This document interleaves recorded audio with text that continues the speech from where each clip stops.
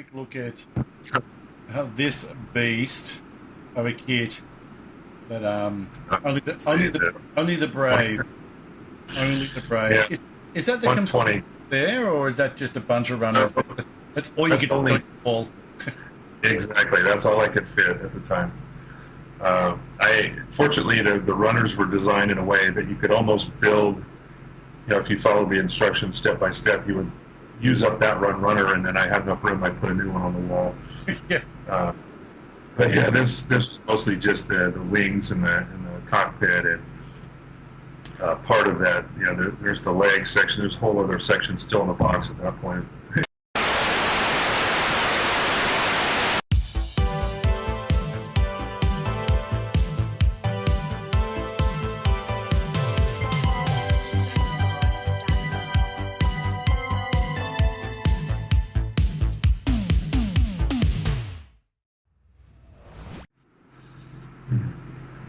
Good morning, good evening, and good day. This is the Gunpla Insider. My name is Scott Tiller. This is a show I do for the Gunpla Network, where I get to meet someone and introduce to you, and usually for the first time I get to meet them, a builder, a leader, a seriously positive vibe type person in the Gunpla community. As I've said before, Gunpla is the gateway, so we often will go off on tangents down other scale modelling. It's not Gunpla. There's going to be all sorts of stuff in this particular episode. Today I have with me Michael Wine, also known as Gundamonium. How you doing there, Michael? I'm awesome, buddy. How are you? I'm good. We'll get more out of you in a little while. I'm just going to mention a couple of sponsors, people that make this podcast possible and really help the Gunpla Network. One being the primary Gunpla sponsor, which is Canadian Gundam. Those guys are awesome. Keep warm up there, fellas. And also my personal sponsor is Cloud Communications. They supply me with the VMR and the camera gear, so makes it look half decent. So without further ado, Michael, thank you so much for this. Is a Saturday afternoon for you. You should be somewhere maybe watching a bit of football and drinking a few beers or something like that. Instead, you're cooped up in your hobby room, not building, 7,500 miles away from me, willing to talk all about yourself. And mate, well, it's a hockey fan here, so okay. There's hockey on. I'm watching that. So. Yeah, cool. I'm glad. Are you guys in season now, or is it off season? Oh no, it's in. It's going full swing. I mean, it's getting into the season, but yeah. I apologise. Hopefully, you've got the old you and I would know this means got the old VCR on record, and you can watch it later. Yeah, I have the NHL network, so it's all they record everything. I just go back and watch what I want to watch. How good is life now? How many games did you miss because of a wedding or one of your kids' band practice or something like that, and you kind of just you didn't even have your phone? They're all grown now, so I mean they're working, and so I don't miss a lot of games. Usually, if it's not because of them, it's because of work or something else. Yeah, cool. All right, well, mate, look, I appreciate you coming in this afternoon, this morning for me, and sharing with us. I'm just going to, before I, because sometimes I forget these things, just go up and show everybody your Facebook page, Gundamonium. Tell us, as far as your Facebook page goes, do you use it much? Is it worth people following along? And, tell us a bit about that. Yeah, that's probably my single most used source. I mean, I do put a few photos up on Instagram, but very little. I usually use the Facebook page religiously. So, I mean, lately my builds have been a little slower. Progress as far as my progress has gone. So, I think that's probably your builds are getting pretty complex. I mean, I don't think that well, but you really are taking on some massive jobs. I don't post as often as I'd like to, probably, but having to get some good content in before I do another update usually takes a week or two. So, no worries. And then I'll post some new pictures. But alrighty. Well, look, let's talk a little bit about. Let's talk a lot about you, and I guess let's give us some idea of where you've come from. Give us an idea of your modelling background, your modelling, what your preferences are, and what you're probably an '80s kid like me, so there's definitely going to be some influences there when imagination was still king. So talk us through all that sort of stuff, mate. I remember building models with my dad and stuff as a being a kid, and I think through high school I was starting to get into sports and stuff, and I wasn't as much into building really anything until a few years later I picked up a Tamiya motorcycle, 112 scale motorcycle model, and that's what got me back into model building, just because of the details. What's that? It would have been a good size too, like nice to work with. Yeah, they're really detailed. I love those Tamiya models, and like I said, I started buying some more paint, and at that point I wasn't even airbrushing anything. I was still hand painting everything, and it wasn't until 2012 that, well, let's go back 1 year. 2011, I moved, and my stepson was like, we were looking at this hobby store, and he says, "Oh, check out this Gundam Mastery Red Frame Master Grade," and I thought, oh, it's kind of expensive, but he wanted to get it for my birthday, and so I said, I'll tell you what, if you want to buy it, fine, I'll pay for half of it. It's really not a cheap model. And when I opened the box, that was probably the first time I'd ever seen a modern Bandai Gundam kit. I had built some no-grade stuff in the past, but not with multiple colored runners and all that stuff. I was kind of just blown away, Yeah. But growing up in the 80s, too, I grew up with Macross, and in the U.S. it was called Robotech, and that's kind of a cuss word around here, we have to call it Macross. Apparently so. So my passion is kind of in anything sci-fi. I like Gundam, I like Macross, but anything sci-fi, just like building cool stuff. What I think is cool. It doesn't have to be any particular series. Just if it looks good on the cover of box art, then I want to build it. So. Yeah. So yeah, and then in 2012, we went to this local hobby store up in Fullerton, California, and this Asian guy was kind of funny. He goes, "Oh, you got to go see these Gundam guys." And I thought he was saying these goddamn guys, and I'm going, what is he saying? Yeah. Oh, those Gundam guys. Okay, so we went to their SCGMC event in 2012. That was my first real competition that I'd ever done. So were you living in California at the time?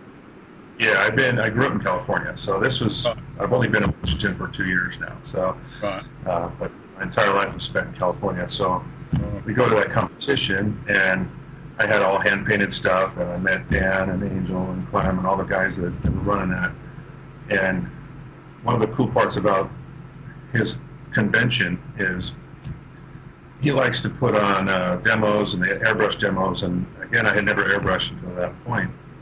And so I thought, okay, I'll try it, and I was always afraid of an airbrush because I thought it was too hard, just too difficult, and that's probably why a lot of people stay away from it. You don't realize just how actually easy it is. Yeah, airbrushing is always, for me, it's like, the dudes that do the cool flames on those car, renovation shows. Some Latino dude just does like a skull and in the sort of a van. You're like, whoa, I'm not going there. And that's the kind of impression I got too. And my buddy says, "Oh, come on, I've been doing it for years. Just try it." So I sat down and I tried it demo, and I thought, God, this is kind of fun, So that year, I got an airbrush for Christmas for myself, and the following year, I won my first competition with something I had airbrushed. It might actually be behind me, right here, this red Sazabi. Oh wow! It was competition brand. Just dive straight in there, just do a candy Sazabi, and just boom, here you go. How's this? Yeah, it's pretty good. Yeah, here's a trophy. So, and then that was probably the turning point for me, was picking up an airbrush and pushing my limits from that point on. And that's what you look at some of the stuff I'm building now. It's like I have a hard time saying I'm just going to do a straight build. Got to do something simple and easy, and then I end up complicating it more. Let's put some lights in it, or re-engineering the entire thing. Yeah. There's no doubt about that. So you've not really done any kind of like, because I definitely would have got the impression, especially being an older builder, that you would have done a bit of time doing like scale aircraft, Pacific Theatre kind of stuff, or any kind of like, even like you said, you did the bike, but I was sure that maybe you'd done rally cars or just something else that kind of led you into it. No, I did do some planes, aircraft and stuff as a kid. I remember gluing my knees together with some super glue one time. But it was back then. It was also Star Wars kits were pretty popular too, but the quality was not there at all. Not like the Bandai stuff. You got stuff's amazing. But these were all MPC and Monogram and those really cheaper model companies back then. So Star Wars was probably something I would have gravitated to more, but I did do some of that, the aircrafts. And I never did any tanks, or I wasn't so interested in cars so much. It just wasn't a lot. I don't know, maybe it was needing something a little more complicated that would draw me to it more than it was. Because I don't know, maybe that was the reason I did car models so much or something like that. So. Yeah, and there is that freedom. There's that whole saying where Gunpla is freedom, and I guess that's where some of the scale guys don't get it, because they're like, why is it like pearlescent ink? Like, how is this a tactical war machine? I was like, it's an animation about robots flown by psychics. It can be whatever the goddamn color it wants, and there's so there is that freedom, I suppose, even with something from Macross, which might be some huge ship that's been cruising, but you can take that from a different point in that, like, you might know in whatever UC 79 this thing was built, and by UC 1000 it was destroyed, but you've got a nice timeline in there to slide that thing back and forwards and go, well, how's about just after a big battle it got refurbed and now it's super shiny and they did this upgrade in turrets or whatever, or how's about towards the end of its life it got totally dilapidated and let down, it's missing a lot of paint. Because people will argue and go, it never looked like that. How do you know? You've seen 47 episodes over a 45-year period. Like, just calm down. So you can't do that with the Lancia Stratus that did the Pikes Peak hill climb. There was only one that crushed it, and it has to look that way. And that's what people are aiming for. So, different goals. We're going to crack into Aces Army. I don't think this is the one that you've got in the... This is not the one that you got that first trophy for. There looks like a lot of red here, a lot of hard work. I'm meeting more and more guys that just, building a beautiful Bandai model is not enough for them, and they just want to put more weight on their shoulders. So they throw in resin.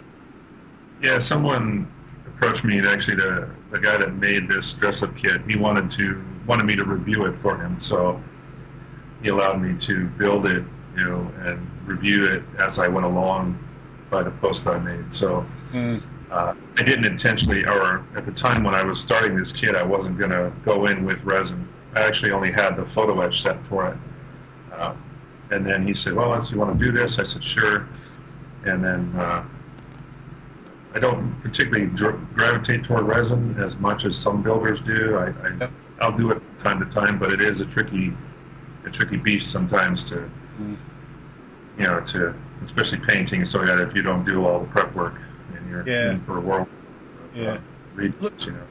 looking at that there, how much so obviously when you kind of pull all the resin parts out and you're already familiar with the Sazabi, and so you start looking at armor pieces and comparing, how much difference was there in the detail and the overall finish compared to just the stock Sazabi? Yeah, this particular... What was that? The Sazabi Vakar is amazing. I've got one. It broke me. It's that kind of like that, that one big marathon in your life you want to run. I was like, glad I ran it. There we go. I know, this was a artsy kit. Probably the most parts I've ever seen in a single kit. It's ridiculous. But as far as kits go, this is probably one of the least detailed upgrades, I should say, overall. It was mostly just very little buckle, small buckles. The center torso area there, the crotch and stuff, that was probably the most change that was done to that particular part of the model. The rest of it was essentially the same part with some small little details added. Yeah. In fact, in the end, when some of those parts didn't fit properly, I actually just cut off the detailed portion and glued it to the original part so it would fit better. Right. That was all the review. It's a nice kit overall, but I'm not sure I would do it again. Yeah. For sure.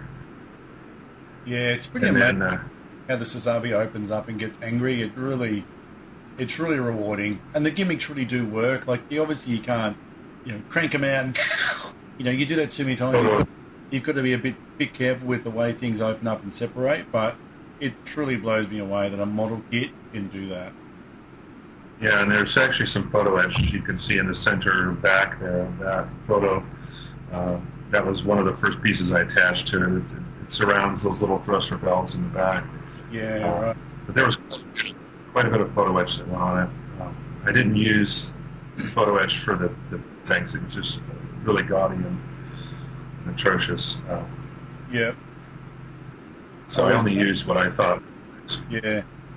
When I was talking to Ryan, he's got a Bawu with all these little sort of hex patterns, and I'd flick through your photos, and I assume that's what Ryan did. And he's like, no, I cut out every hex, stuck them on. I was like, oh, man.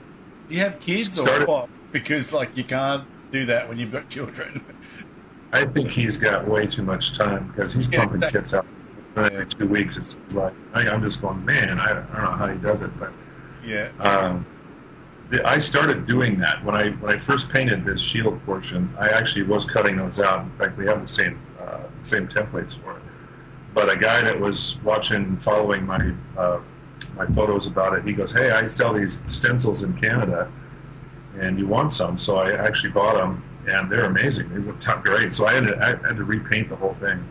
Yeah, because it was just form and very, very precise. It was very nice looking, way better than what I was producing with a little hand cut piece of tape.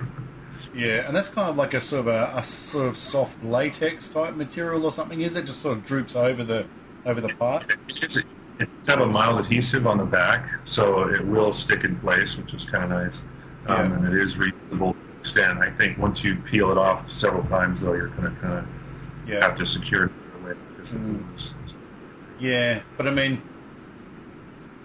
the amount as far as contouring, sorry, it was nice to have. As far as contouring, it was nice to have a flexible sheet like that to stick on it. Yeah, I imagine they're pretty affordable. So as far as as you sort of start to progress through builds, like when I first started, I'm snapping up a HG and I'm doing a bit of gunking, a bit of dry brushing, and it's like the excess after the initial kit purchase is maybe 10%, and then once you've sort of got what the stuff 1 or 2 kits like that, and then the amount Ryan's got a bunch of kits that there's they're resin conversions, and there's only about 40% of the original kit. So he's got a PG Mark II with a resin. So he spent $250 or whatever it cost him on a kit. He threw half of it over his shoulder and then put another $200 with a resin on it. I was like, dude, that's a $500 kit, and it's great, but is it that great? That's the challenge of the hobby. That's the beauty of it, right? He was doing that stuff too. I mean, he does a lot of resin conversions. Amazing. He does a lot of masking work and everything, especially with all the color separation that those kits provide. They give you a lot more detail to do that kind of stuff with. So. Yeah, definitely.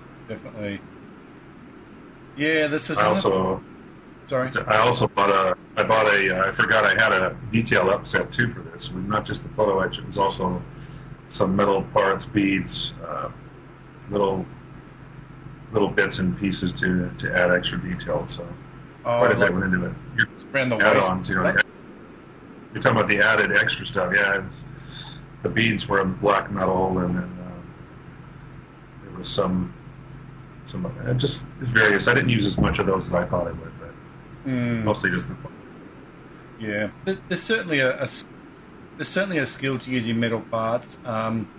There's a saying in Australia called it goes, they stuck out like dog's balls, and it's a bit like you have a 4x4 pickup, and then you got these massive spotlights on the roof, and you're like, I'm sure they're bright, but geez, they stand like dog's balls.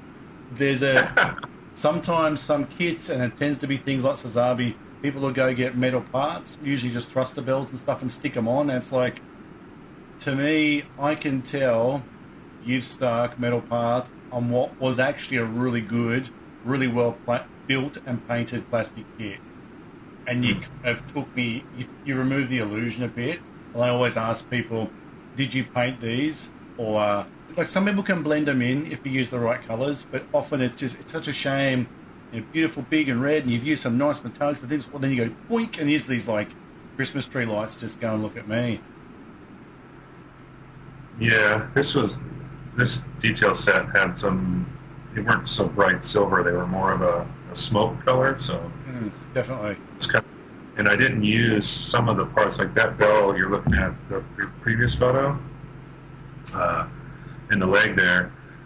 That there was a second piece that was supposed to make that gold center bell kind of stick out further, but I like the way it looked better recessed. Yeah. So I actually removed that and just used the two pieces, so it sat back a little further and gave you a little more of that. Yeah, just a little more subtle. Yep. Mm-hmm. Just a better appearance, I think. Overall, it looked way better. Yeah, definitely. It's such a it's the way like it just all opens up there. It's such a rad kit. I made the mistake building mine like 3 times. I built it up because I wanted to see it, because I'm like, this wasn't cheap, but I want to see this. And I pulled it apart and I did a bunch of psycho framework and a bunch of other stuff, and then I put it back together and I had to put the decals on it and to pull it apart again to clear code it. I did it all. I learned a lot about my process, how like stupid it is at that point. It nearly broke me. Well, I had to modify this photo here. I had to actually modify the resin kit, because you're talking about the dress-up kit. That was designed for all these doors to be closed the way they made it, but I wanted this stuff to open, so I actually modified the resin dress-up so it would still open. Yeah, Be right. able to see extra bells underneath, because after all, I bought those extra parts. I want to be able to see them. So Yeah, absolutely. It's hardcore. because the legs even those wouldn't open either if I left them the way they were. So. Yeah, you can really see the way the hex templates worked on the chest there. Like, wow, that must... It's always hard when you do stuff and then you take a photo and you're like, oh, it's not quite the same. It's, that's really rewarding, isn't it? That's awesome. It's very subtle. I wanted it to be subtle enough to where people had to walk up and go, wait a minute, and see it, and not realize it's just blue. Yeah. Well, oh my God, there's a print on there. So this was the second time I tried this kind of technique. The first time I actually used a netting material and wrapped around a part and painted it that way. Same way, but you don't get that consistent pattern that you do with this. Sort of stretching in areas and stuff and misforming. Yeah. Yeah, so the stencil's way more reliable, very much get a more uniform pattern, and I could even center it properly and have each, have the pattern perfectly in the middle, so it's nice. Yeah. All right, we're going to 2015 GBWC. You got third. It's always pretty complex how you guys have to work. It's like a game of Mortal Kombat over there. You go through all these rounds, and eventually someone comes out with the final fatality. But this one's Officer Down. So I'm just going to kind of flick through these, and you want to sort of talk us through what stage of your, I guess, hobby, let's call it career, you're at, and had you kind of kicked it off? Have you been GBWC hunting before?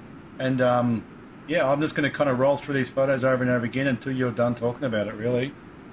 At this point in 15, I was a member of those Gundam guys in California, and that year the theme was city diorama.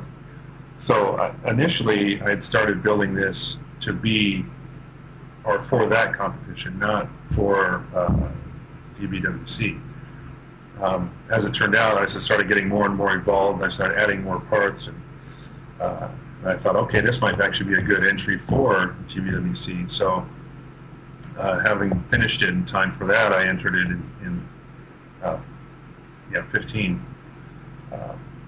The buildings were actually N-scale railroad buildings that I just tore up and modified, and I even put some little flicker LEDs inside to look like the lights were flickering. And, right.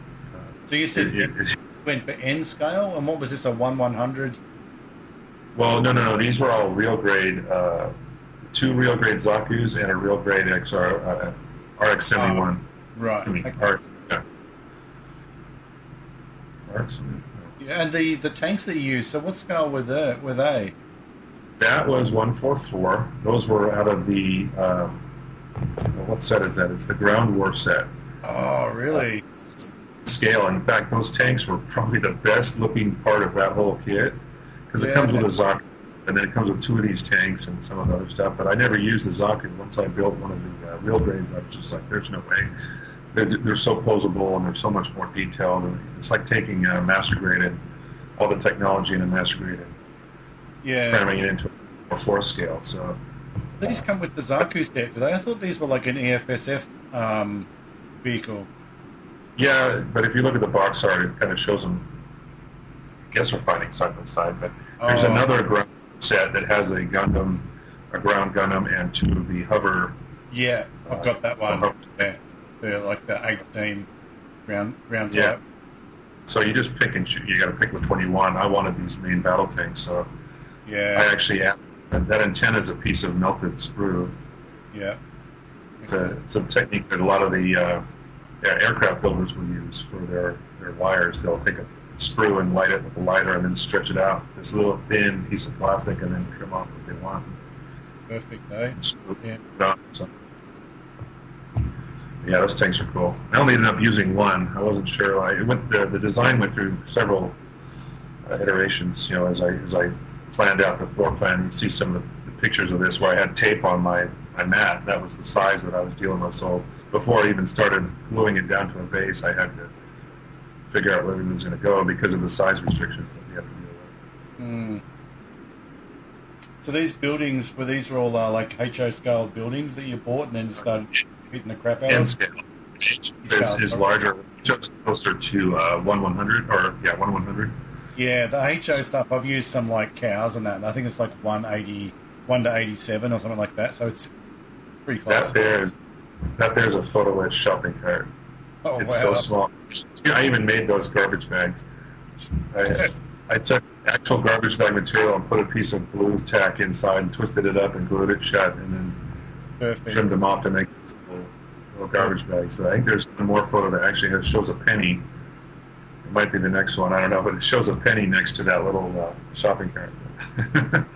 There's a guy on Instagram called What the Hell, and he does like I've mentioned this every third episode. He does like little dioramas of like a dirty, disgusting, I reckon, New York subway toilet, and it's got the toilet bowl and the graffiti and the plumbing, and it looks like several people have thrown up in there and tried to have a dump and missed it and stuff. And then you have like a quarter, like a life-size quarter, and the quarter's like, it's like this big, and you're like, so he's made this toilet like this big, and same thing, rubbish bags and half a hot dog. It's like, oh my god. He also makes us like, pocket matches. He also makes pocket matches that are like this big. So he's.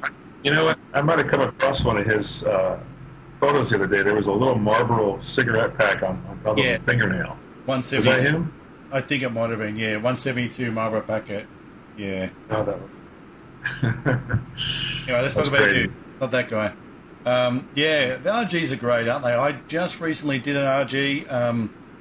Mark Kirk and Mark is one of the Gunpla Network admins, and we had a little bit of a friendly monthly build off, and I just didn't really realise how good an RG can be. I've done several RGs, but the part separation, it just gives you, it just leads you by the hand. It's such a fun kit. Yeah. I found the Zaku floppy, and I found every time I try to move an arm, everything else would move, and this you could tighten all that up. That's no problem.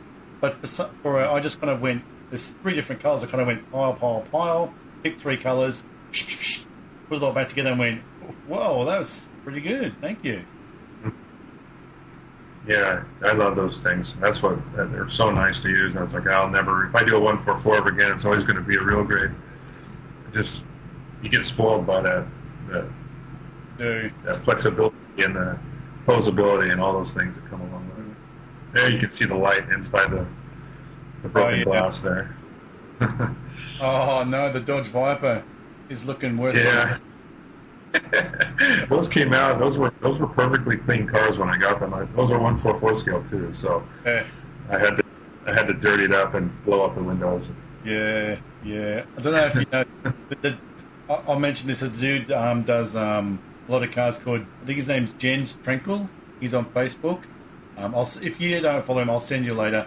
And he takes a lot of these die-cast cars and just trashes them. And he has this little die, it looks like a junkyard, and he puts them there. And it's just some of the some amazing work. He just as a before and after. It's just like a $25 Corgi lorry, and then whatever 3.5 hours later, it looks like it's been running the back roads of Siberia for the last 45 years. It is awesome. Sitting in a field for 5 years. Or something. Yeah, exactly. Sorry, I keep detracting from your awesome work. So what was the, it's an urban dio, but did you have a bit of a backstory or something, or is it just like, this Aku's had a bad day and this is what happens when you're a Xeon scum? Well, the officer down title came from the Zaku that is down, because he's the officer. Right. So he's shot down. The RX-78 sitting there, it's parked behind the window, but there's another Zaku actually pinned behind a building, so I wanted to kind of pack as much as I could into. That's a 12 by 12, by the way, 12 inch by 12 inch. It's really not as big as it looks. No, when you think about an RG, it starts to put it in perspective. Yeah, so there was a lot of things that I hadn't tried before, using pigments, all the dust effects, and the brickwork is actually ballast that you buy for railroads too. It's like iron ore ballast, and it comes in different grit sizes, so you can use it for large chunks or smaller chunks. And so a lot of it is all just sprinkled on and glued down with scenic glue. And so essentially I built the base just so I could wire it underneath and have the batteries underneath to light it up, because I didn't have any place to hide it. I had to run the wires down their leg and out through their toes into the buildings. So it's kind of strategic. I placed them to try to run the wires out. Yeah. You can see a reflection in the back of the tank there from the other building. About the little door there, yeah. You can't. Those are actually flicker too. So when they're lit up, they randomly flicker. They're not just blinking lights. They flicker to look like. I wanted to simulate a building that's getting hammered, and the lights are still on, but they're not working like it should. Yeah. I've even got an LED in his head too. So. Yeah. Geez, LED and RGs. That's some work. I guess the advantage you've got is that it's going to stay there. The people. I think there's a single 1.6 millimeter LED on that one. Yeah. Might be two side by side, but I'm pretty sure it was so small that I had to use a single.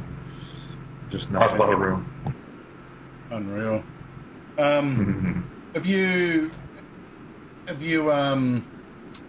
like with LEDs and stuff, is it something that you find you have a lot of success with? Like, some guys will really just go to it and they just love it, and it becomes a part of their process now. You said, I can't just do a straight build, I got to do stuff like that. There's definitely some people out there that are like, so here's my kits, how am I going to get my LEDs in? Yeah, I think once you start it, it's one of those things, you do it once and there's no going back. At least for me anyway. It's once I started trying to use LEDs, it's hard for me to build something and not put an LED in it or something. See the potential. It seems like it's just the more and more complex I make things, I don't know. It seems like Ryan, for instance, he just started probably the last year and a half, he started putting LEDs in his stuff, and now he's using fiber optics now, because I started using fiber optics, and I showed him a few things about that.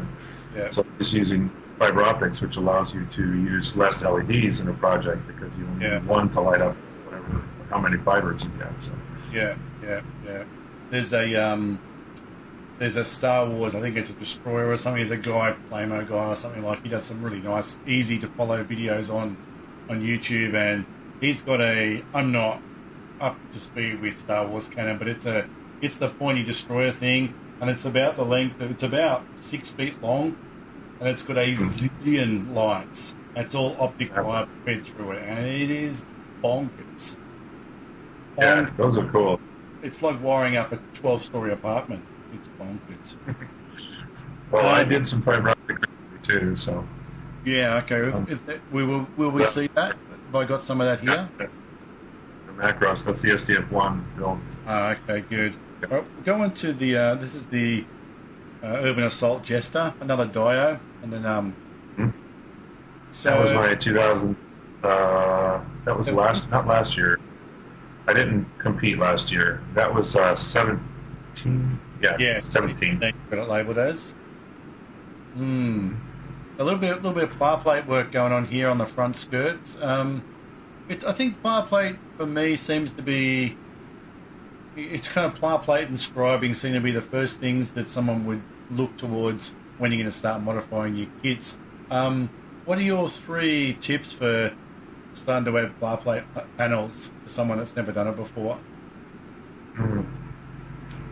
Well, pick a kit that, for me, the Jesta had so many flat surfaces, just plain surfaces. It was kind of screaming for more detail.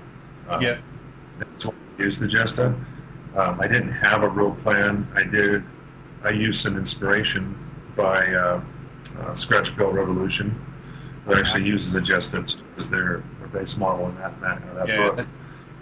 Gave me a lot of ideas. So you just have to. I used pencils. I draw some lines on the pieces and kind of get an idea. I wanted to kind of almost every surface on that kit was touched in some way. You've got a photo too that actually shows the Jesta standing before it was painted, so you can see everything that's white is obviously additional plot plate. So, and that was a Gatling gun.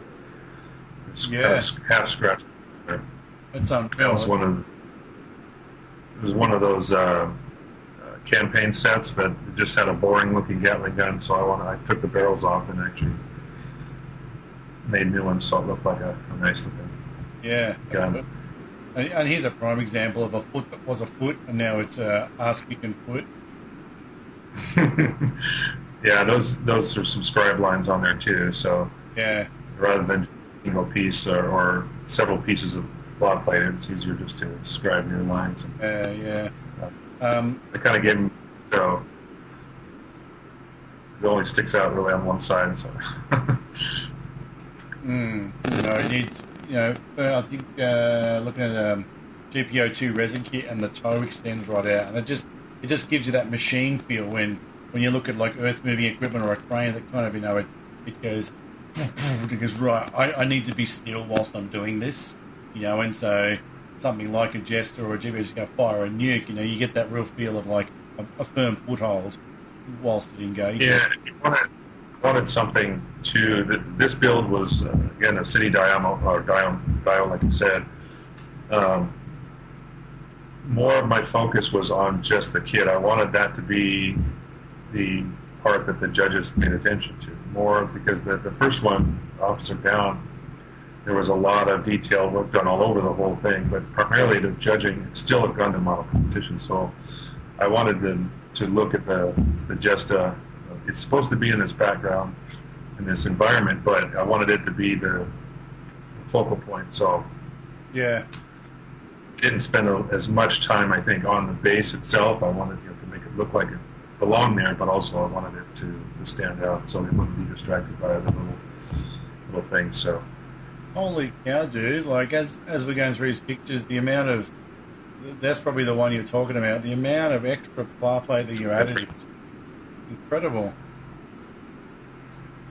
And it was all just about enhancing the lines that were already there, taking the same structural, or like lines on a car. You see those little mold lines, and just enhancing it a little bit, making them a little bit bigger, extending the skirts.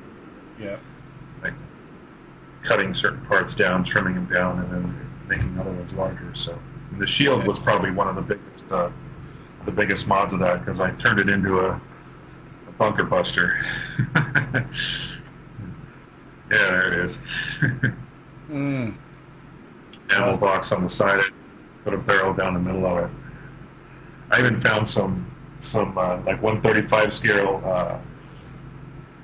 brass shell casings, and I've got those laying around on the ground behind it. So I wanted an urban assault vehicle, something that was designed to be an urban, hold its own. So. Have you got any military service in your history? My family did. My dad was in the Navy, but none of my brothers or myself Yeah, yeah. ever served. He obviously warned you out and said, "Trust me." Yeah, Yeah. I The love good things this. that that? I love this little sign. It's so simple. Like I kind of looked at it and went, "That's really simple. Like it looks legit like a sign. Like obviously it needs some jazzing up, but I'm like, he's just framed a printout of something rad, and there's a sign. It's awesome. It's a good A one." buddy of mine did those for me. He made me some restaurant signs and a bunch of different businesses, and I just chose the bento restaurant. Yeah, Figured that would look like, yeah. used to be in 100%. But This, that thing, those buildings were actually one building that I cut down and made two, cut it in half. right, right. So what you're looking at there is the original Jesta, and then my version. So with the legs extended, you can see everything's just a little bit bigger, a little bit beefier. Yeah, yeah. How did you, Buddy of mine. without going too far into it, how did you extend the legs?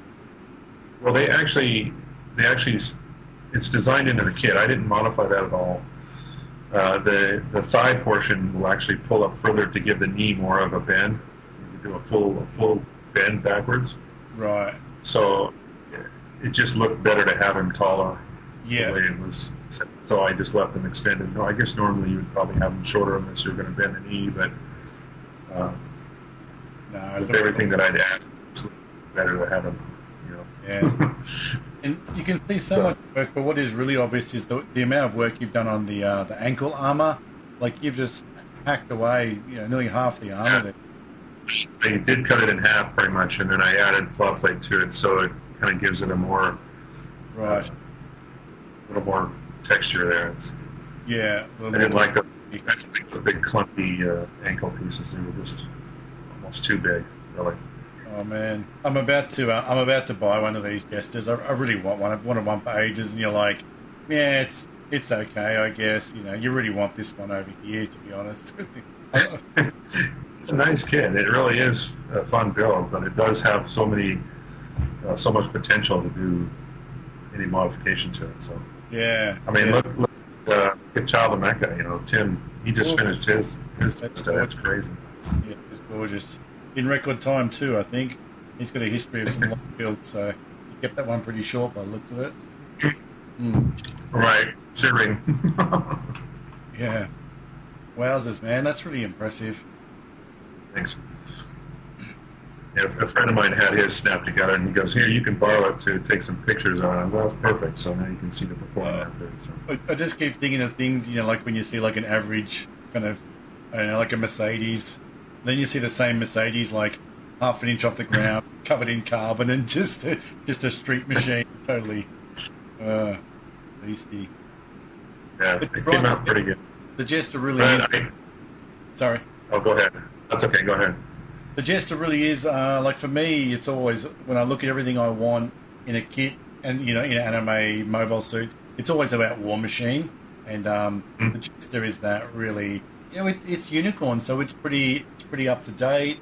It's pretty much at the top of, and as like I've got military history, and you'll see things that are, they're like a special operations unit. And as time goes on, everything starts to slowly move down the food chain and that. So at the moment, the Jester is still, it's not just a grunt suit, it's a very specified suit, So, and it looks, and you've just taken it and went, all right, well, there's aircraft that everybody has. They just keep throwing new avionics packages in it. They keep putting big motors in it. That's kind of what you've done in the Jester.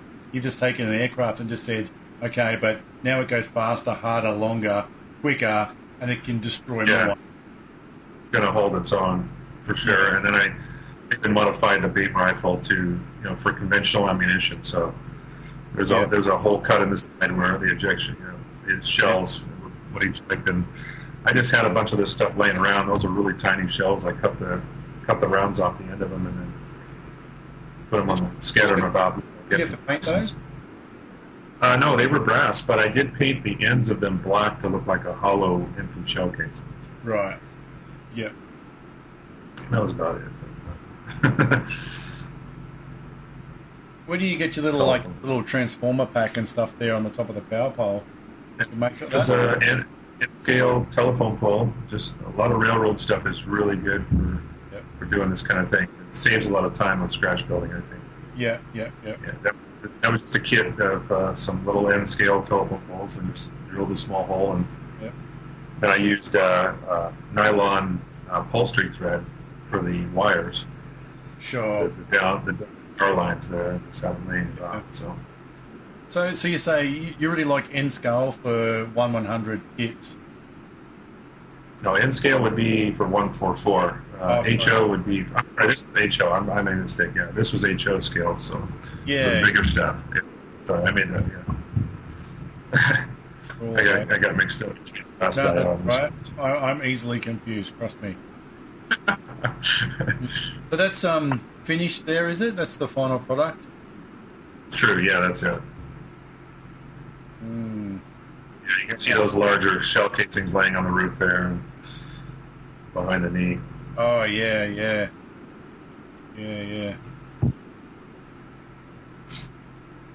And so you took this to GWC 2017 and not as successful. I lost when I won in 15. I guess you would call it second place in 16, and then I got second place again with this kit in 17 to the same guy. So, and he's also a Gundam guy down in California. It's like, so if I was going to lose to anybody, I'd lose to him. He earned it for sure. Yeah. Even so, bridesmaid 2 years in a row to the same dude. Right?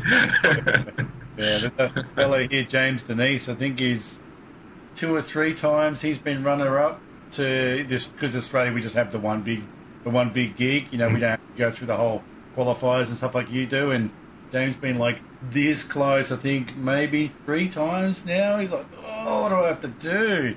He said, At the time, we had 7 qualifiers, and Canada was also included in that in 15. But now Canada, since has their own division, I think they have 2 now.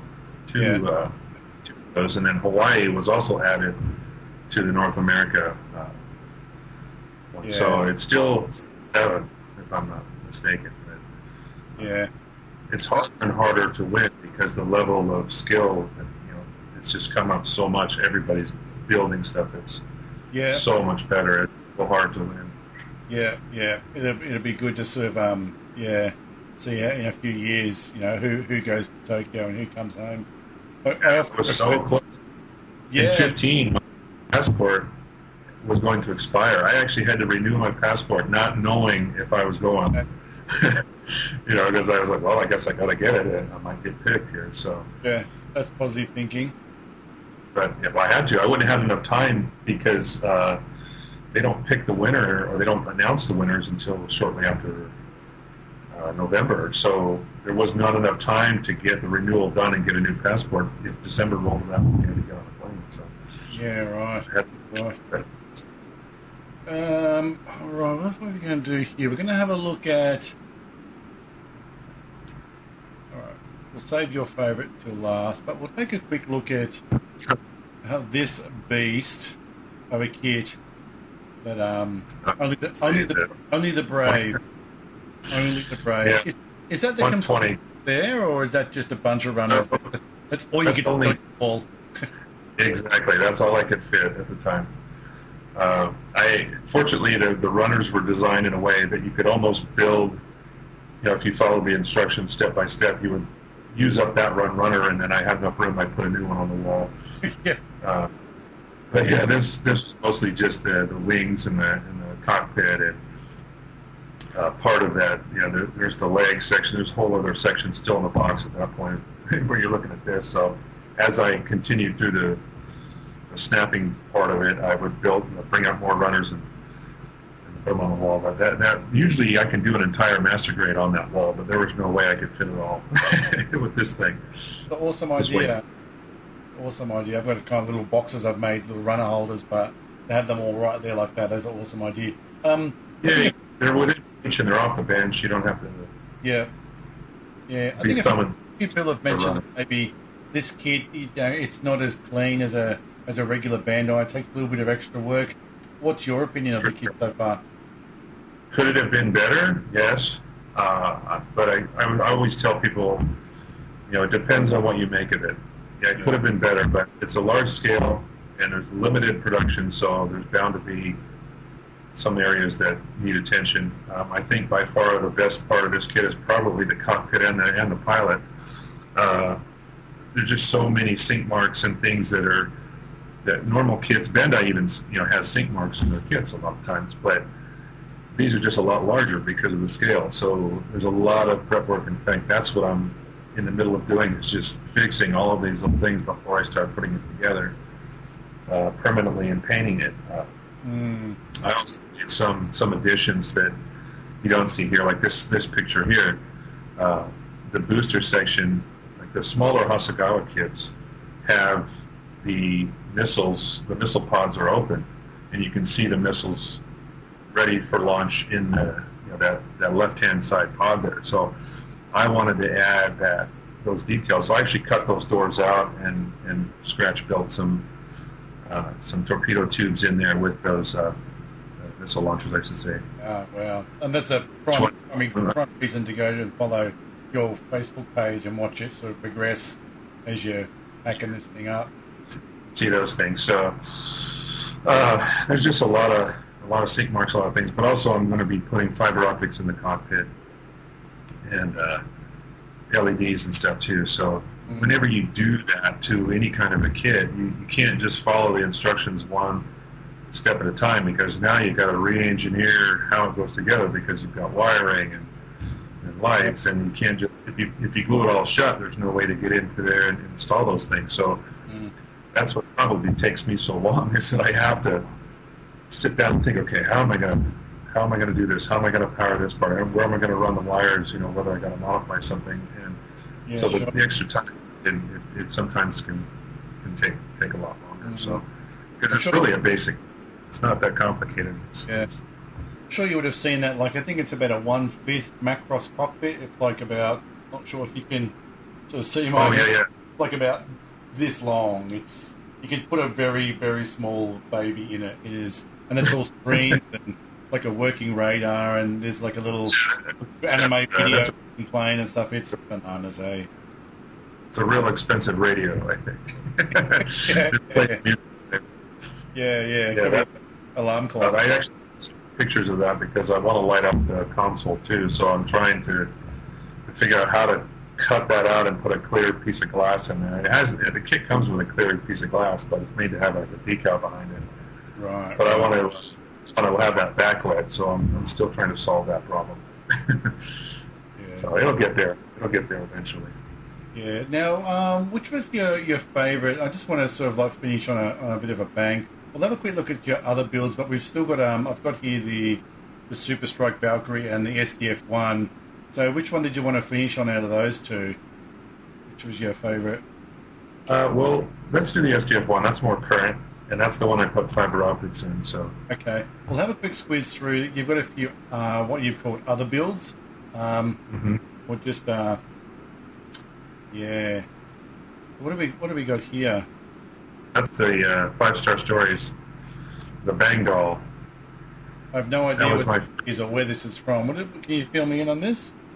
It's an anime called 5-Star Stories. I'm really not familiar with it either. We were at Anime Expo in LA a few years ago, and there's a company called Volks that used to produce all of the resin kits like these, and now they're producing plastic injection kits. So this is one of the first plastic injection kits for 5-Star Stories. So wow. To build it. It was fun. This is actually, this is probably one of the first ones in a long time I didn't put lights in. Left it straight build on it. So yeah, it's pretty slick. That would be fun. Yeah, they're a tricky kit because they're definitely, again, Bandai kind of spoils us with their technology, and the joints on this were either real stiff or real loose, and it's just posing and trying to get them to stand on these high heels is kind of a challenge. Yeah. And then there's the feathers in the back that are on a little thin strip of metal. And yeah. It's just Bandai are good. Take your time. Aren't they? There's the people that whinge about, oh, I didn't get my P Bandai this and whatever, and I didn't get that, and it's like, I'm no subjet either, but I do know what it's like to put together an old school kind of, Rebel Spitfire 172, and I know full well, there's better stuff out there. You definitely got to bring out your old school modeling skills, because none of that stuff will go together like a Bandai kit. You can just snap it without glue. Even the 120 Gerwalk, you got to glue everything. Very few parts actually hold together. They just have pins that line them up, but nothing to hold it together. So this little snowspeeder, was this printed? 3D printed? No, that came. Okay, Bandai has a special set which comes with a 148 scale snow speeder and then a 144 snow speeder. Yeah. So bought that kit so I could get that guy for the AT-AT, the 144 scale. Nice. Our transport, because I wanted to have a 144 scale snow speeder in it. So yeah. I actually scratch built that rudder door. Oh, Normally right. It's normally closed. Yeah, so I used chisels and chiseled it out, and then I built a little door out of some plow plate and a hinge, and put some little bits inside. I love the colouring underneath there. Was that you, or is that Canon or Decal. Is it? Decal. Yeah, the little kit. The special sets came with actual water slides. So, Oh my god! if you buy the smaller stuff, like the little no scale, Star Wars has these little, or Bandai Star Wars has these little kits that are numbered like 1 through 10. Yeah. And they'll come with stickers, but these actually come with water slides. So there's also another reason for buying that, because I could. You don't get water slides with a PG, and you get water slides with this $8 kit. I know, right?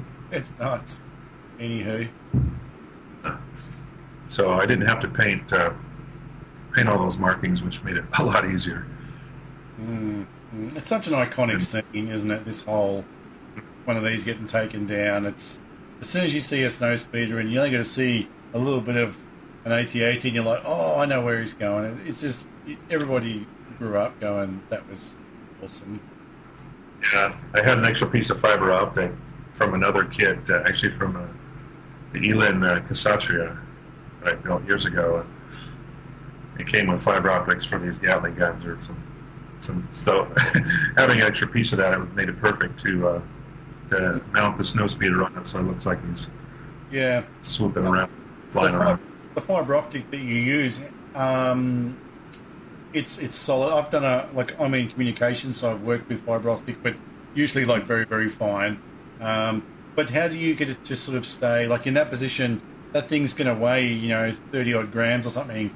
How do you get the fiber optic to maintain rigidity? Does it kind of flop around? You got to wait for it to settle, or how do you get optic? Yeah, it will bounce a bit if you're walking around with it.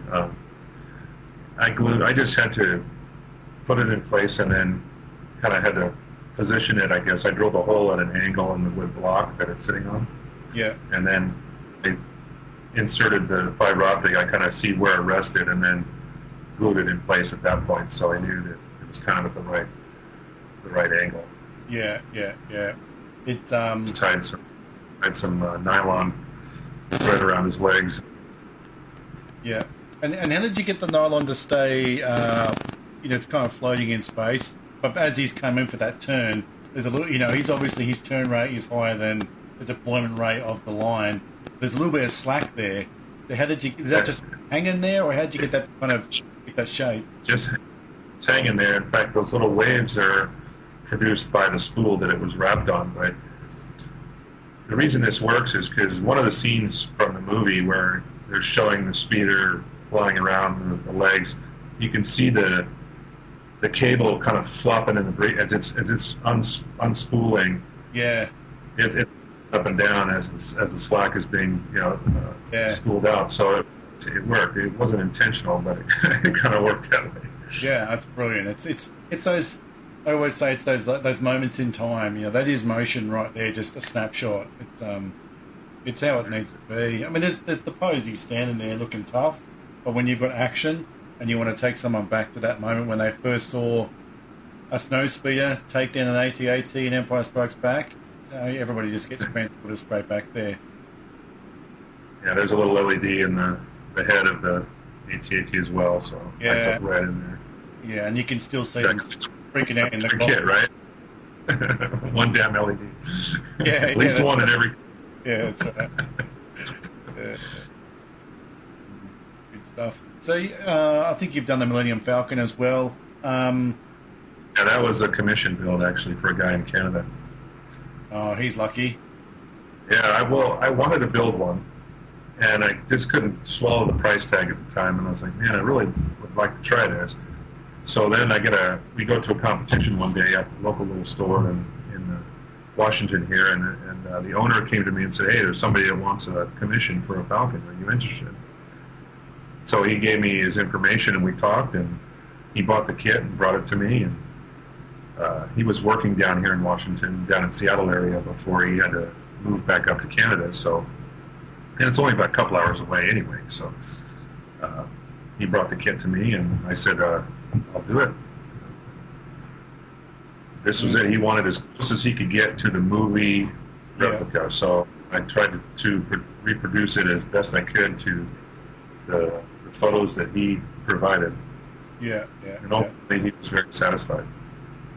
The things that I love, the things that get me wet about this sort of stuff is, panels that have clearly been replaced, like the dish there. There's a couple of pedals in the dish that have been replaced. Even on the back, there's towards the end, there's little kind of like little flutes that kind of seem to maybe close up on the thrust point. Like a couple of them have been replaced. Little random bits like that just really take you somewhere else. The beauty of the Millennium Falcon is, even though it's a spaceship, from your own watching Star Wars that it does a lot of atmosphere work. It lands on Endor, or it lands here, or it lands there, and it's punching through deserts and stuff. So a lot of this stuff is totally legit. There's moisture and rust, and it's flying through star fields and gaseous forms that none of us are aware of. So you can just go to town. You can't say Gundamonium doesn't rust. It's the Millennium Falcon, dude. It's a workhorse. Yeah, there's a lot of rust and streaking effects and things. Well, the crazy part about this kit is it comes with a giant water slide decal sheet. All those off-color panels are all supposed to be decaled. I ended up painting them all, but right. You have the choice to put stickers or water slides in this, in that case. So all I did was I actually hand painted all the chip work based on what the decal looked like. I just kind of held it up in front of me as I was looking at the panel I was painting. Okay, added the chip effects, either using a sponge or a brush. Either way, I was just trying to replicate the decal sheet as closely as possible. So you're saying that the decals that come with it are actually like damage panel decals? Yes, like the red, the yellow, the gray. They're all decals that you can put on. But there's so many irregular surfaces that it was kind of, to me, it would just be more of a challenge to try to get a decal to settle down on top of a surface like that and still achieve all the panel lining. It was just a mask of paint. Yeah. It's much nicer. Knowing you like I do now, there's one distinct factor missing from this kit. There's no LED in this kit. Actually, the LEDs come in the kit. Yes, there is. I don't know if I send you any photos with LEDs, but there is some in the landing gear and in the cockpit. I was going to say, this thing is gagging for it. This cockpit is like, it's probably, this big. It's perfect. Yeah, they didn't design it to light up all the consoles and everything. The decals, the lights that come in at kind of backlight, and then there's some that light up the landing gear walls. If I was to build one again for myself, I would put fiber optics in it, I'm sure, and do the same for the turret bays, the turret wells that are on the top and bottom. I'm sure one of these photos coming up here has the lights on. There's in the landing. Yeah, behind the back.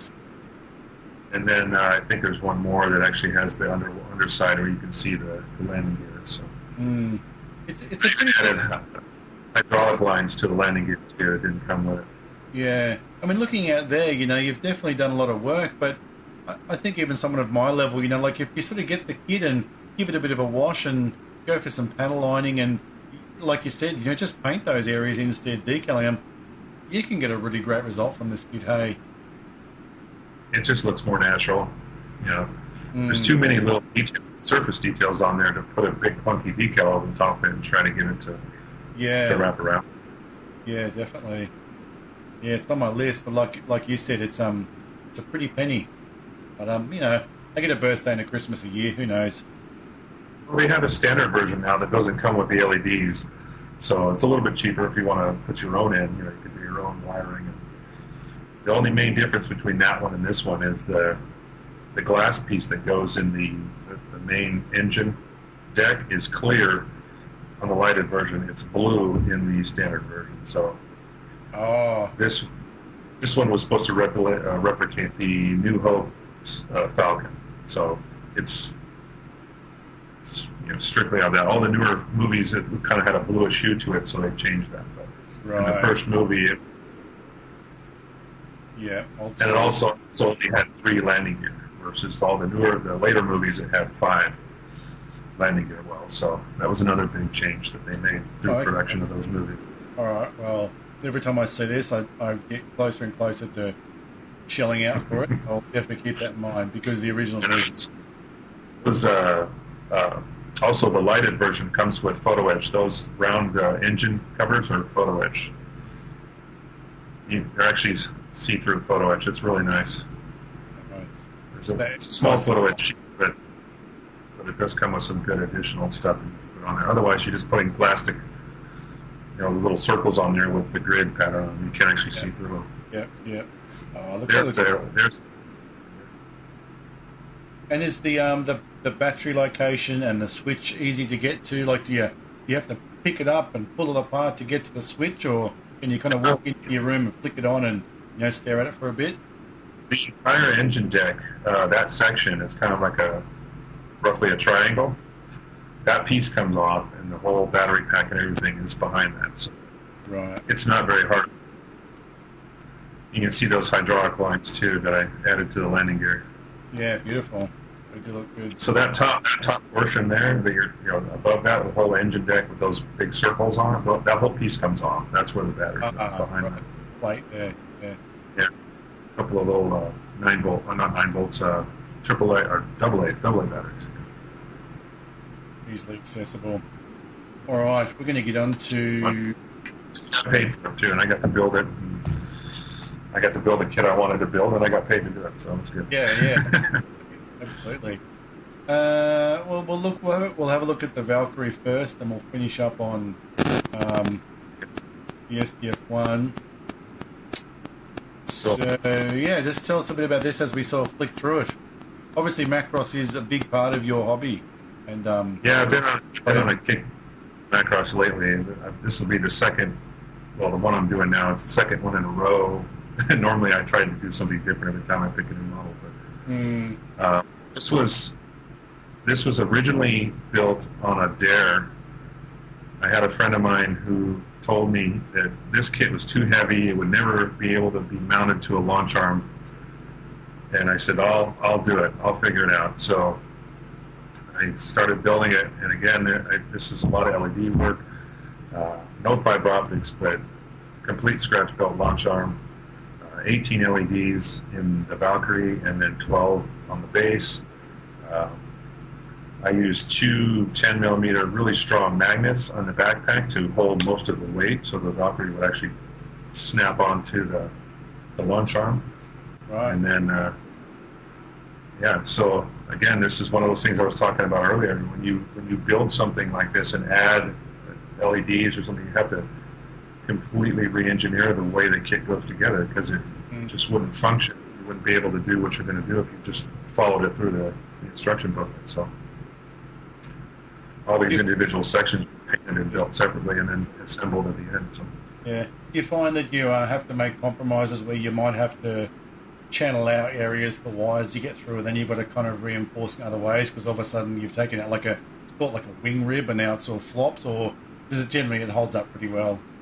No, there wasn't any real modification, other than there was a little bit in the wings to allow room for the wires. I just kind of used a pretty wide chisel and just scribed a a channel, in there, just so it had a little bit of extra room, because there's very little room to begin with. But other than that, it was mostly just installing the LEDs behind lenses, because this thing comes with clear lenses. Everywhere there's a light, there's a clear lens. So all I really had to do was put a bulb behind it, and then parallel it all down into 2 wires, so it could, run it off a 9-volt battery.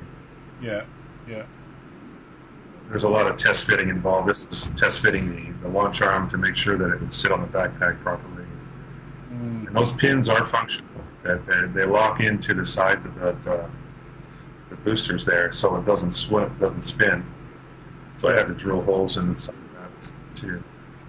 Wow, that's commitment, dude. Yeah, it's like there's no going back at that point once you start putting holes in Yeah. it. No decal. No decal's going to cover that up if it's wrong. All right. That's how I powered it up. I had a 2-pin IC connector. So this is out through the arm. So this wiring here is running like the launch arm, and then kind of hooking into the top of the actual model itself, and that's how you're powering the model. If you watch the first 5 minutes of the movie, the Do You Remember Love movie, when they show the launch sequences, there's actually a power cable that disconnects when the launch arm lets go. And so when I was trying to figure out how I was going to I was originally trying to power this in this whole little, that booster there. I was trying to put batteries inside of that and have it powered internally. And I just didn't have enough space. So after watching the video, I was like, oh, wait, there's a cable that actually detaches when the launch arm lets go. I said, I'll just run my power cable. That'll be my actual power cable. So that's a functional cable. Even though it's part of the launch arm, it looks like an added detail. It's actually running power to the Valkyrie. So. That's the signal stick. That was used. I used a 3 LED. It was a cup for your cup holder in your car. They have these little 12-volt LED sets you can buy to light up your cup holders. Well, that was rewired. Yeah, I just scratch built a box around it and made the signal stick out of it. So man, it's so good. Cut up a bunch of decals and made the. And then here we are, hanging off the arm. So what scale is this? 48. Wow, so it's not little. Once you build one of these, you'll never go back to 172. They're just so nice. They're so detailed. And Hasegawa has done such an amazing job with the panel lining and everything on it. They're just so nice. And I have some 172 kits, but it's going to be a struggle to get to want to build one, because after doing one of these, they're so nice. Yeah, and how would you compare them to a Bandai kit as far as just, if someone just picks one up, are they going to have to do a lot of work? Is it going to go together? If I'm just going to buy this kit, like a 148, did you say has to go a Macross kit, am I going to be able to just sort of enjoy the kit? I'm obviously going to need a bit of glue and stuff instead of just snapping together. Very true. Yeah, the Hasegawas don't snap together like a Bandai would. And of course, it's an aircraft too, so there's some seams, especially the cockpit. There's some seams that you're going to have to deal with. Yeah. But one thing Hasegawa doesn't do is they don't produce a variable kit. In other words, one that will transform, like the Bandai kits do. So it really depends on what you want. If you want something like this, then by all means go for it. But if you want something that can transform, then go with a Bandai kit. I think equally, especially the new ones, the new Bandai stuff is very, very good. So I couldn't tell you either way. I really enjoyed building this. It was one of my favorite builds of all time. So. I grew up, on Top Gun and, F-14 Tomcats and things like that, and there's guys that are pushing me, like, you should buy this, you should do this. I'm like, yeah, but I'll probably just buy a Tomcat, and put a Jolly Roger on it and all that sort of business.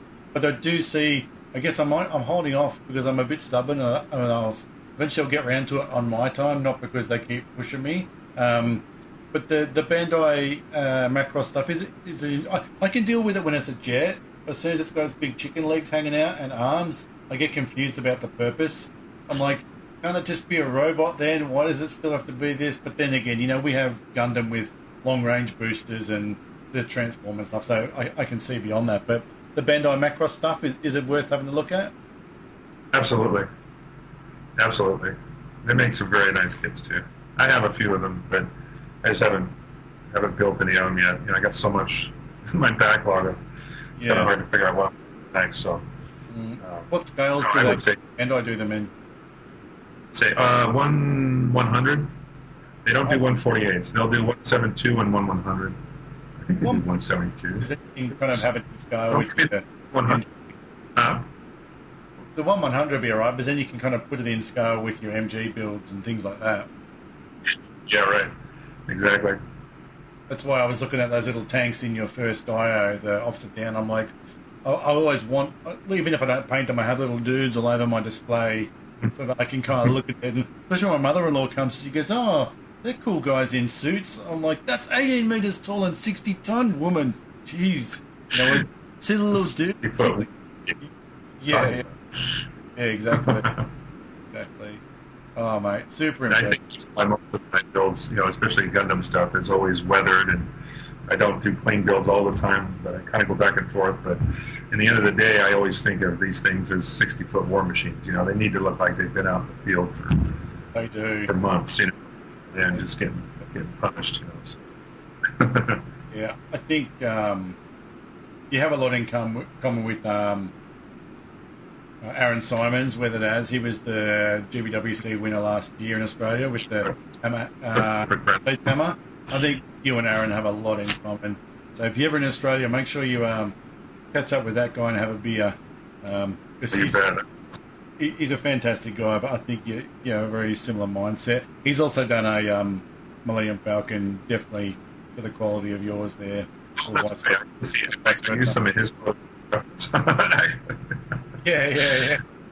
He was building one for Hobbyco, wasn't he?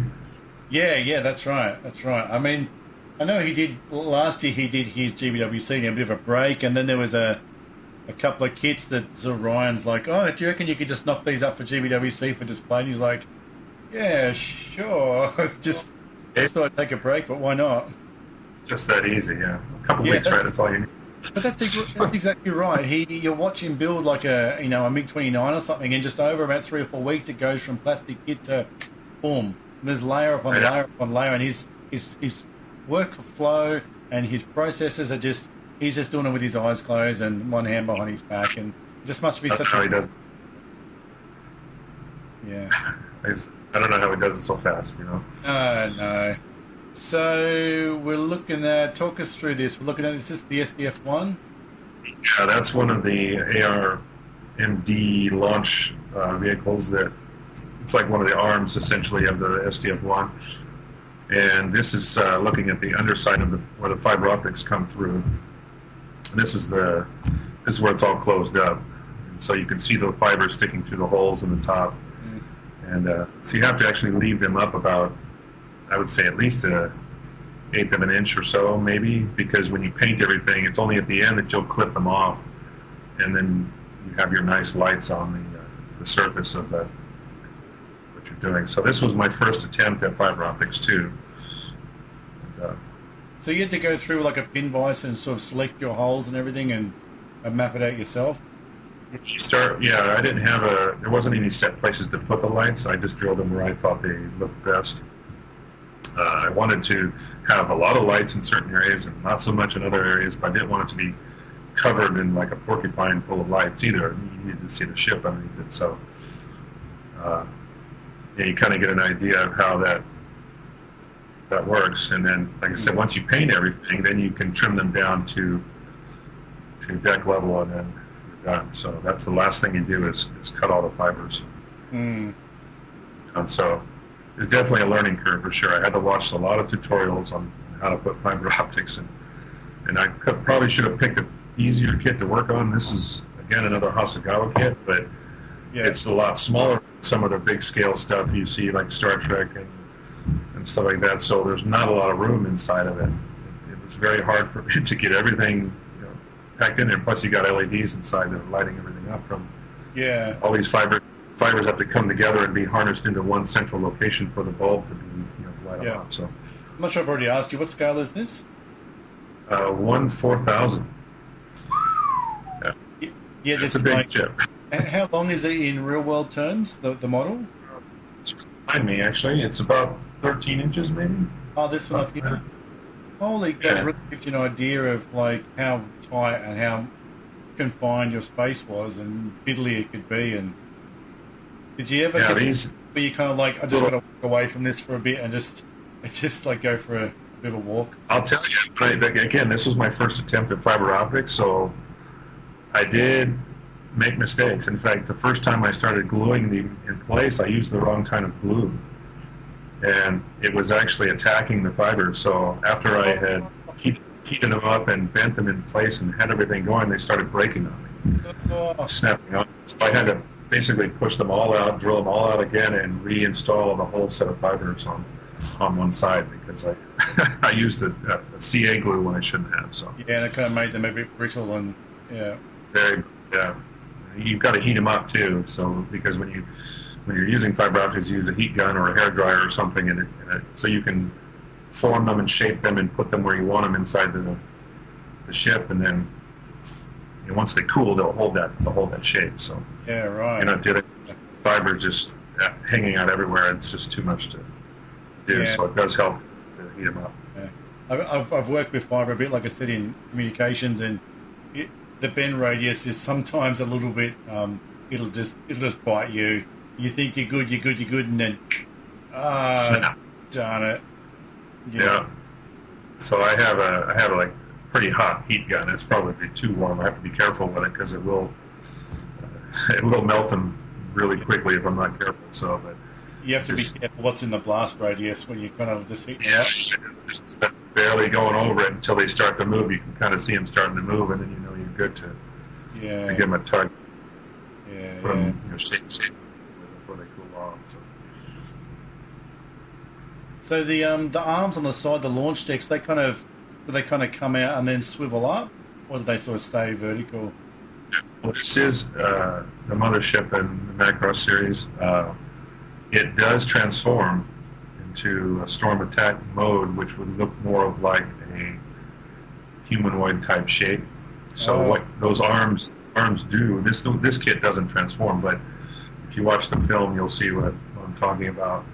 The arms will swing up, and then the main gun separates, and the legs, those big thrusters in the back, those come down and kind of make the legs of this big ship. So Right.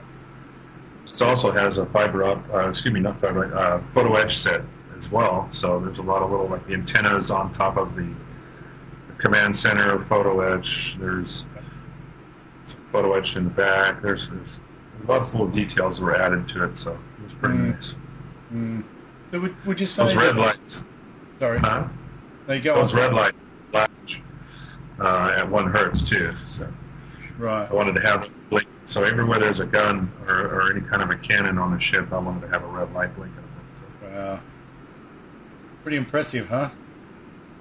it was a love-hate for a while there. It was frustrating moments when I had to redo all those fibers, but in the end, it turned out good, I think.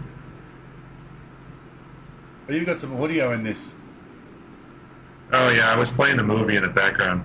I wanted to add a little bit of ambiance to it, so I had the opening scene playing while this was. I was filming this with my phone. I don't have a professional camera. Yeah. Oh man. So Even the command center at the top there in the middle is lit up too. There's two little fibers going up there. Yeah. That's So it right there. You like the fibers? I mean, is it you did it because it was more feasible for this kind of job, or? Yeah, I do. I do like using it, especially for this kind of stuff, because it's way easier than trying to install an LED in every single location. But it's challenging, unless you've done it before. I'm sure the next job will be a little easier because I know a little more now, having tried it. But yeah, you won't use PA the first time. Yeah, it was nerve-wracking at times. Man, how am I going to pull this off? I used a lot of online searches and found some other builds that people had tried similar things and saw how they did it. So it worked out good. Mm. You reckon you'd Definitely. go bigger? Yeah, I guess there's a kit available that's bigger, but it's way expensive. I don't Yeah. think I could. Oh, the same ship but larger scale. Yeah, just huge. Yeah, it's a 1/3000 scale, so it's quite a bit bigger. It's weird numbers, isn't it? 1 to 4,000. You kind of like, that's how big is And it's that? out of It's freaking huge. That's how big that is. damn big. What's funny is that this kit actually comes with little tiny Valkyries that you Oh, can have launching. And I thought about putting them on there, but I didn't in the end. They were just too small. They were so small, like little tiny, tiny, tiny. yeah, I know. I think Wynn's got some in his GBWC last year. He's got some. They're models in his diorama, but he bought them in a 1/1000. It's like a ship with the launching Gundams and stuff. So it's funny, like he used the speeder from a different kit to go with this, with the AT-AT. Hmm. Yeah. Far out. And it looks huge and immense, and then I see it over your shoulder there, and it's sort of like, 12 to 18 inches long. Level over the shoulder. 12 inches, yeah. Yeah, man, that's tight. So you can imagine how small those spaces were, really. Some of them are tiny. Yeah, definitely. So, what's your plans for? We've gone through all the pictures you've given me, you've supplied me, and that's really awesome. And we've got a really good idea of how much work you put into stuff. We've got a really, I have very high expectations of your gear walk now. I think that's probably going to come out pretty amazing. You're probably the sort of guy that's going to make me think about Bandai Macross, which is maybe good, maybe bad. As long as I'm a bit of a scale OCD type dude, all my 144s have to be there, and all my 100s have to be there.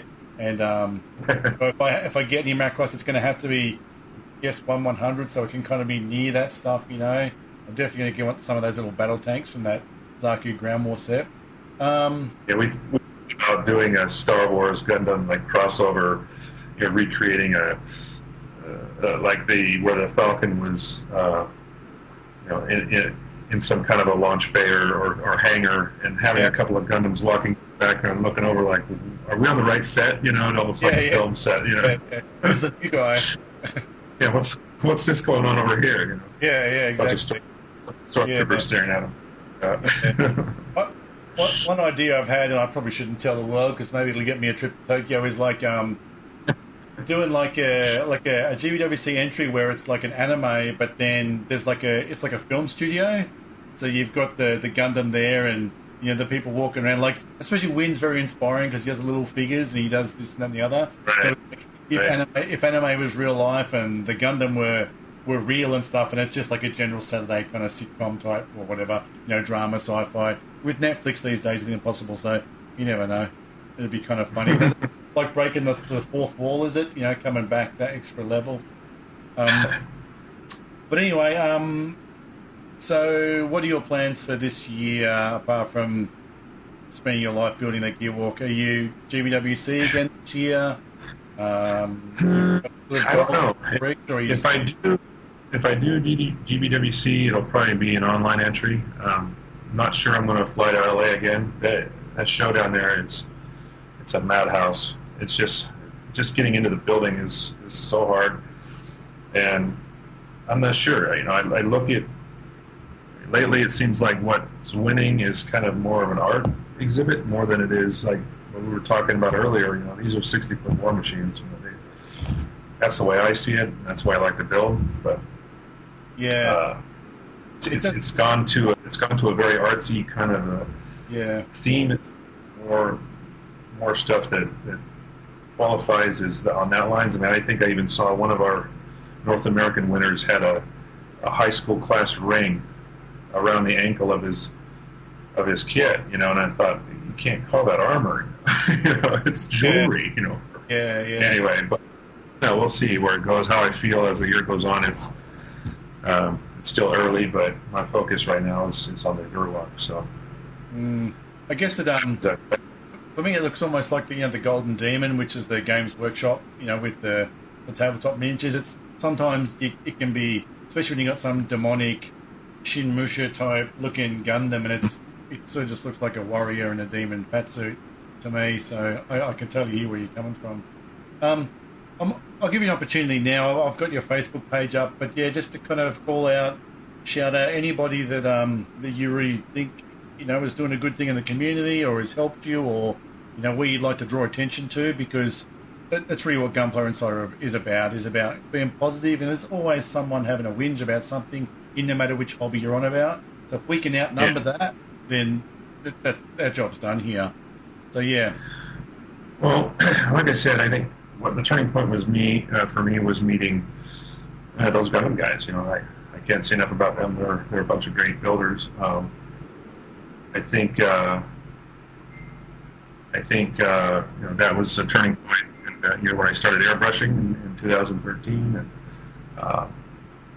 but also Tim Harkins, Child of Mecha, all those guys. They're all good friends, and I've met them personally too at certain events, and so those are probably the two that stand out for me. A guy named Dan Salas, he's from Town. That's his page. He does some really amazing builds too. So Yep. So yeah, I guess we've covered a lot. You've got a good range of what you do with both Gundam and the Macross stuff. I think your shirt sums it up. I build giant robots, and often it's we can get distracted from the simplicity of I build giant robots. I think that's probably what I take away from. I've interviewed some guys, some older guys, and it's all very common. Everybody's just building giant robots, and I think often we just need to keep that in mind, hey? And that's what keeps it together. On the bottom there, it says at a moderately small scale, too. You think this is actually Child of Mecha makes these shirts, so I had to wear this today. It's pretty good. Yeah, nice. And you'll need to start sort of scribbling that out, or getting an updated version with as you build the gear walk, and then when you get that 1/5 cockpit or whatever, you're at a reasonably large scale. Yeah, reasonably large, yes. Yeah. All right, buddy. Look, thanks again for your time. And anybody that's watching, I highly encourage them to come and follow you and watch you and learn from you and be inspired by you. And there's never a dull moment when you're watching you feed optic fibre into a a 160 scale beast. Yeah, right. Well, I appreciate it, Scott. Yeah, it's been a pleasure. We'll be in touch. Look, have a great rest of your weekend. Thanks for your time, and keep building, bud. Thank you.